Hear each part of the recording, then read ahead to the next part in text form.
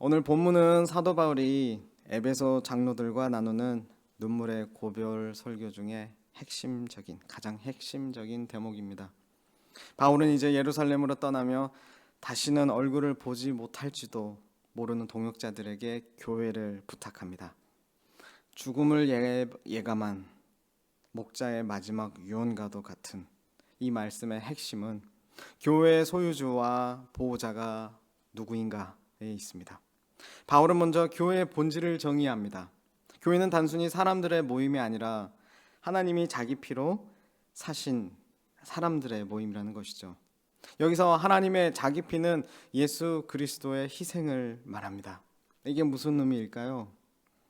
이는 교회가 우주에서 가장 값비싼 대가를 치르고 세워진 하나님께 가장 소중한 보물임을 확증하는 것입니다.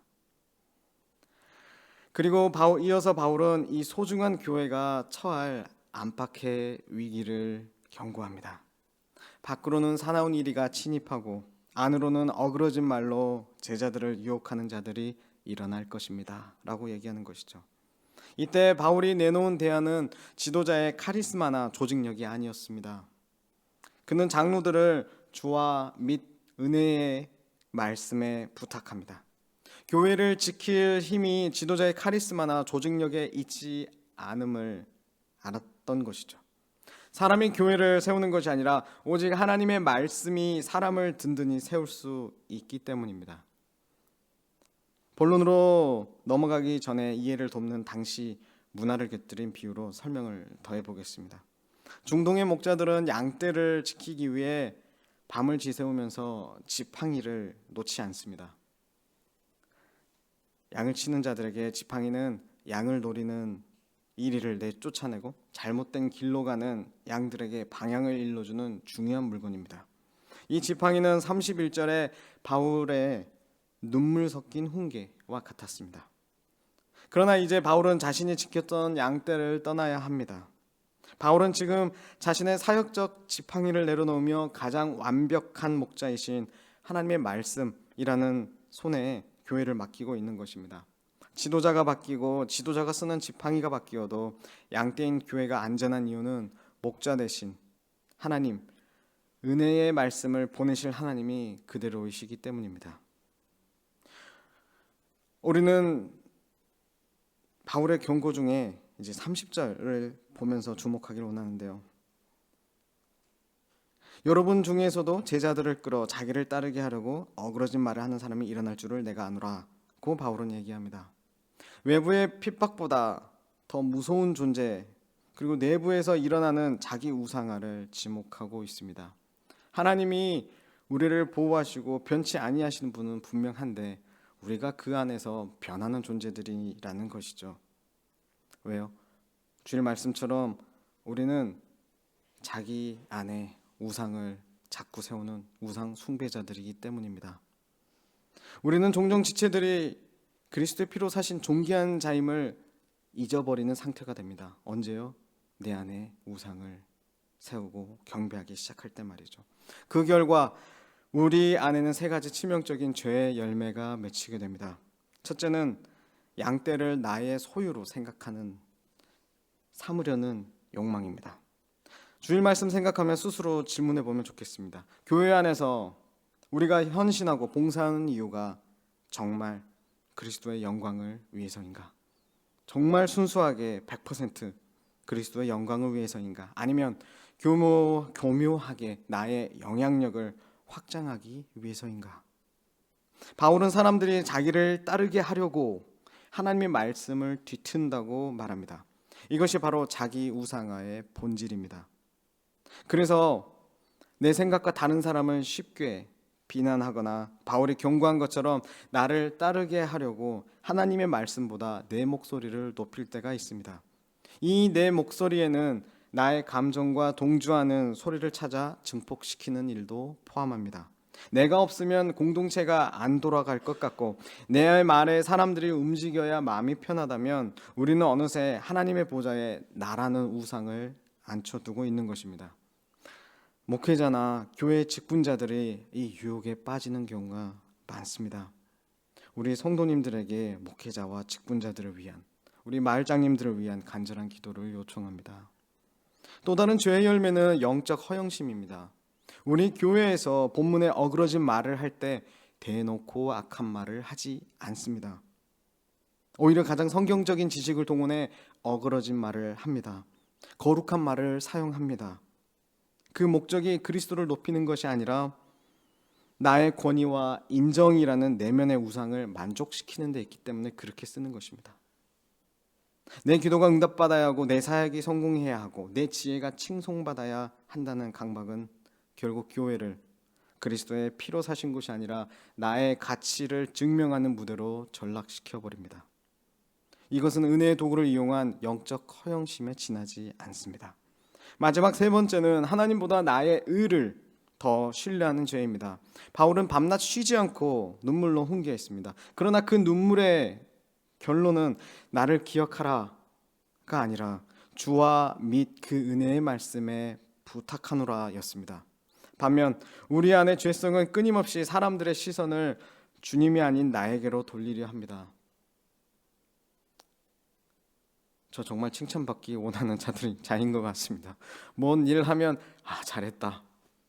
역시 명 목사님이야. 명자 붙이기에 충분해. 그런 거 있죠. 그런 끝내준다. 잘한다. 사람들의 시선을 주님이 아닌 나에게로 돌리고 싶은 마음. 공동체의 지체들이 주님께 뿌리내리는 것보다 나에게 의존하고 나를 칭송할 때 묘한 만족감을 느끼고 있다면 그것이 바로 바울이 경고한 사나운 이리의 모습이 우리 안에 도사리고 있다는 증거입니다. 저는 과거에 자기 우상화에 빠진 지도자들 아래에서 깊은 상처를 입었습니다. 교회가 주인 되려는 사람들의 전쟁터라면 차라리 목회를 그만두고 싶었습니다. 그러나 하나님은 저를 이곳 나주혁신 장로교회로 인도하셨습니다. 하나님이 자기 피로 사신 교회의 본질과 나를 장자로 삼으셨다. 그 복음의 말씀이 저를 살렸습니다. 사람이 주인이 아닌 은혜의 말씀이 주인된 공동체가 얼마나 큰 치유의 힘을 가졌는지 저는 몸소 체험했습니다. 하나님께서 여러분을 만나게 하셨기 때문이죠. 박용준 목사님은 제가 만난 목회자 중 참 복음적으로 저를 대해주신 분이십니다. 전종용 목사님도 어제 그제 만나서 교제 나누었지만 참 하나님 나라의 사람이며 복음으로 살아가시는 분이십니다. 우리 교회는 두 분의 목자를 통해 하나님께 큰 복과 은혜를 많이 받았고 앞으로도 받을 것입니다. 그럼에도 두 분은 우리의 영원한 목자는 아니십니다. 이분들 역시 참된 목자이신 예수 그리스도를 가리키며 그에게 나아가도록 우리를 치는 지팡이일 뿐이라는 점입니다. 우리는 우리에게 주신 목사라는 장로들을 통해서 참된 목자이신 예수 그리스도를 바라보아야 합니다. 바울은 28절에 성령이 장로들을 감독자로 삼으셨다고 했지만 진정한 의미에서 우리 영혼의 유일한 감독자는 예수님이십니다. 우리 참목자 되신 예수님은 어떤 분이십니까? 첫째, 그분은 자기 피를 흘려 우리를 사신 지극한 사랑의 주인이십니다. 바울은 28절에서 하나님이 자기 피로 사신 교회라고 선포합니다. 우주의 창조주께서 피조물인 우리를 살리시기 위해 친히 하나님의 피를 흘리셨다는 이 신비로운 선언 앞에 우리는 할 말을 잃습니다. 우리 주님은 높은 보좌에 앉아 명령만 하시는 감독자가 아니라는 분인 것이죠. 사나운 이리가 덮쳐올 때 양들을 버리고 달아나는 삭군이 아니라 양들을 위해 자기 목숨을 내놓으신 참목자이십니다. 오늘 우리 이 아침에 우리가 거룩한 성도로 일컬음을 받으며 기도의 자리에 서 있는 유일한 근거는 우리를 대신에 찢기시고 피 흘리신 예수 그리스도의 희생에 있습니다. 그분의 보혈만이 우리를 사셨기에 교회 안의 모든 영광과 주권은 오직 그분께만 돌아가야 합니다. 둘째, 그분은 우리를 능히 든든히 세우시는 능력의 말씀 자체이십니다. 바울이 우리를 부탁한 은혜의 말씀은 단순한 문자가 아닙니다. 단순한 정보, 지식이 아닙니다. 그 말씀은 곧 태초부터 하나님과 함께 계셨고 만물을 창조하셨으며 이제 우리 가운데 육신이 되어 오신 인격적인 말씀, 예수 그리스도이십니다. 우리가 든든히 서 있는 것은 우리의 결단이나 열심 때문이 아닙니다. 말씀이신 그리스도께서 우리 인생의 기초가 되어주시고 그분의 강한 손이 우리를 붙들고 계시기 때문입니다. 그리스도께서는 지금도 하늘 보좌 우편에서 우리를 위해 간구하시며 성령을 통해 우리를 거룩하게 빚어가고 계십니다. 그분은 사탄의 어떤 공격과 어그러진 말의 유혹 속에서도 우리를 능히 보호하시며 약속하신 영원한 기업에 이르기까지 우리를 책임지시는 신실하신 하나님이십니다. 그러므로 사랑하는 성도 여러분, 이제 우리는 사람이 아닌 그리스도만을 경배합시다. 목회자가 바뀌고 환경이 변해도 우리 교회의 주인은 언제나 오늘이나 어제나 오늘이나 영원토록 동일하신 예수 그리스도 한 분뿐이십니다. 우리를 피로 사신 주님의 그 위대하신 통치 앞에 우리 모든 자존심과 나의 우상, 나의 갈망을 내려놓고 그분의 아름다우심과 위엄을 찬양합시다. 주님은 우리의 모든 찬양과 경배를 받으시기에 합당하신 분이십니다. 그분만이 우리의 소망이요 우리의 방패시며 우리 공동체의 유일한 자랑이십니다. 말씀 맺으려 합니다. 이제 우리는 우리를 든든히 세우시는 그 은혜의 말씀 앞에 머물러야 합니다. 말씀에 위탁하는 것이 먼저입니다. 내 지혜나 경험, 세속적인 성공의 논리가 아니라 하나님의 말씀, 그 말씀이 내 삶과 교회를 세워가시도록 그분께 모든 것을 맡겨드려야 합니다. 말씀을 통해 하나님에 대한 지식이 아닌 살아계신 하나님을 만나야 합니다. 그럴 때 하나님이 내 인생과 우리 교회의 진정한 주인이자 보호자 되심을 우리는 확신할 수 있습니다. 다음으로 우리가 서로 다름에도 지체를 그리스도만큼 존귀하게 여기며 살기를 이 시간 또 기도하며 나아가겠습니다. 옆에 있는 성도는 그리스도께서 핏값으로 사신 소중한 지체입니다. 그가 나와 얼마나 다르든 어떤 문제가 있든 그리스도 안에 있다면 그는 나와 한 몸입니다. 하나님은 나와 그를 그리스도 안에서 완성된 모습으로 보십니다. 예수님께서 나를 사랑하셔서 목숨을 버리신 것처럼 그를 위해 목숨 버려 사랑하십니다. 예수님이 나를 사랑하신 것처럼 그분도 똑같이 사랑받는 자임을 기억하며 우리가 서로 더 환대하기를 원합니다. 넘어진 그가 다시 일어서도록 디딤이 되는 겸손한 지팡이, 다시 하나님과 동행의 길을 걸으며 함께 걷는 친구 같은 지팡이로서 서로 섬기기 원합니다.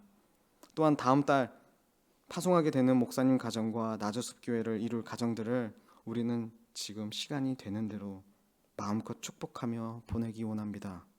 우리는 분립이라는 말 그대로 분리되어 또 하나의 완성된 몸으로 세워져가는 교회입니다. 지난주도 한 가정 파송에서 떠나 보냈습니다. 서로 함께여서 주고받은 은혜와 기쁨을 먼저 기억하십시오. 그대들이 없었더라면 하나님을 더 알아가지 못했을 것입니다. 우린 분명 지체들의 모습 속에서 살아계신 하나님의 형상을 보고 기뻐했습니다.